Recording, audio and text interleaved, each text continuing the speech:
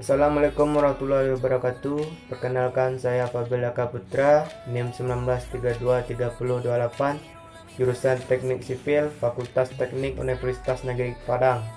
Pada video kali ini saya akan membahas tentang soal ujian tengah semester mata kuliah Teknologi Informasi dan Komunikasi. Oke, baiklah, materi yang akan kita bahas kali ini yaitu keamanan, kejahatan, hukum, dan etika dalam TIK. Oke, simak video berikut ini. Seiring dengan perkembangan teknologi internet menyebabkan munculnya kejahatan yang disebut dengan cybercrime atau melalui jaringan internet.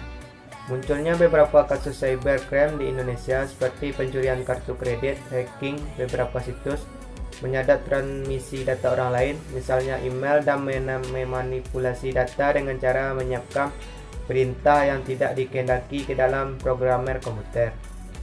Adanya cybercrime telah menjadi ancaman stabilitas sehingga pemerintah sulit mengimbangi teknik kejahatan yang dilakukan dengan teknologi komputer, khususnya jaringan internet dan intranet. Dalam dua dokumen Kongres PBB mengenai The Prevention of Crime and the Treatment of Offender di Havana, Kuba pada tahun 1990 dan di Vienna, Austria pada tahun 2000, ada dua istilah yang dikenal. Satu, cybercrime dalam arti sempit disebut computer crime, yaitu perilaku ilegal dan melanggar secara langsung menyerang sistem keamanan suatu komputer atau data yang diproses oleh komputer. Dua, cybercrime dalam arti luas disebut computer related crime, yaitu perilaku ilegal atau melanggar yang berkaitan dengan sistem komputer atau jaringan. Selanjutnya yaitu ada berbagai kejahatan cybercrime yang terjadi. Pertama, ada hackers, yaitu seseorang yang mengakses komputer atau jaringan secara ilegal. Dua, ada cracker, seseorang yang mengakses komputer atau jaringan secara ilegal dan memiliki niat buruk. Ketiga, ada scrap kiddy, serupa dengan cracker tapi tidak memiliki keahlian teknis. Tiga, ada cyber teroris, seseorang yang menggunakan internet atau jaringan untuk merusak atau menghancurkan komputer atau jaringan dengan alasan politis. Selanjutnya ada phishing atau farming, yaitu trik yang dilakukan pelaku kejahatan untuk mendapatkan informasi rahasia.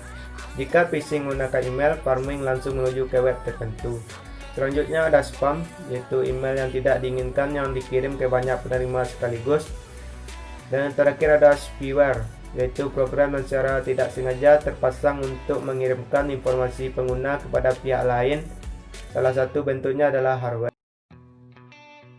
Selanjutnya yaitu serangan yang dilakukan melalui internet dan jaringan. Satu, malware, yaitu pertama ada virus, program yang bertujuan untuk mengubah cara bekerja komputer tanpa izin pengguna. Kedua, worm, program yang mengandalkan dirinya secara berulang-ulang di komputer sehingga menghabiskan sumber daya. Selanjutnya, trojan, yaitu program atau sesuatu yang menyerupai program yang bersembunyi di dalam komputer kita. Malware ini akan mengirimkan payload atau kejadian detektif yang dikirimkan oleh program. Malware ini dapat diatasi menggunakan program antivirus. Yang kedua ada DOS attack, yaitu serangan yang bertujuan untuk mengganggu akses komputer pada layanan web atau email. Pelaku akan mengirimkan data yang tak bermanfaat secara berulang-ulang.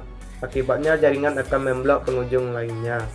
Ketiga ada backdoor, yaitu program yang memungkinkan pengguna tak terorientasi untuk masuk ke komputer tertentu. Yang keempat yaitu ada spoofing, teknik untuk memalsukan IP komputer sehingga dipercaya oleh jaringan. Serangan ini dapat dilindungi oleh firewall. Dan yang terakhir yaitu ada hukum dan etika dalam TIK. Terkait dengan bidang hukum, maka pengguna harus mengetahui undang-undang yang membahas terkait hak atas kekayaan intelektual dan pasal-pasal yang membahas hal tersebut. Hukum hak cipta bertujuan melindungi hak pembuat dalam mendistribusikan, menjual atau membuat turunan dari karya tersebut. Upaya yang dilakukan pemerintah dalam rangka memberikan payung hukum ruang cyber dengan mengesahkan Undang-Undang Informasi dan Transaksi Elektronik, itu Undang-Undang Nomor 11 Tahun 2008 tentang ITE, pada tanggal 21 April 2008. Undang-Undang Informasi dan Transaksi Elektronik memuat beberapa hal, yakni masalah yurisdiksi, perlindungan hak pribadi, asas perdagangan secara e-komersi, asas persaingan untuk usaha tidak sehat, dan perlindungan konsumen. Asas-asas hak kekayaan intelektual atau haki dan hukum internasional serta asas cybercrime. Untuk menerapkan etika TIK, diperlukan terlebih dahulu mengenal dan memakai prinsip yang terkandung di dalam TIK. Di antaranya adalah 1. Tujuan teknologi informasi memberikan bantuan kepada manusia untuk menyelesaikan masalah, menghasilkan kreativitas, membuat manusia lebih berkarya jika tanpa menggunakan teknologi informasi dan aktivitasnya. 2. Prinsip high-tech high-tech. Jangan memiliki ketergantungan pada teknologi tercanggih, tapi lebih penting dalam meningkatkan kemampuan aspek high-tech, yaitu manusia. 3. Sesuaikan teknologi informasi kepada manusia. Seharusnya teknologi informasi dapat mendukung segala aktivitas manusia, bukan sebaliknya manusia yang harus menyesuaikan pada teknologi informasi. Baiklah, sekian video kali ini, semoga bermanfaat. Saya ucapkan terima kasih. Wassalamualaikum warahmatullahi wabarakatuh.